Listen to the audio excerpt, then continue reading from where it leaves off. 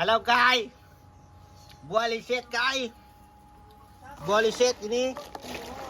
Nah, ini liset ya yang sudah dineset. Hei, bikin bubur, goreng rangup. Saya suka ini, suka saya ini. Ini proses meset dia. Proses meset buah liset, buah empelanjau. Yang putih-putih itu isi dia. Yang hitam itu kulitnya.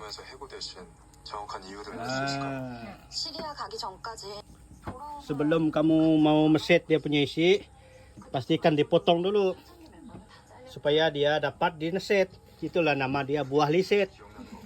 Kalau buah bahasa Iban dia buah empit. Sebab dia dikepit mengeluarkan isi dia. Lumayan juga ini.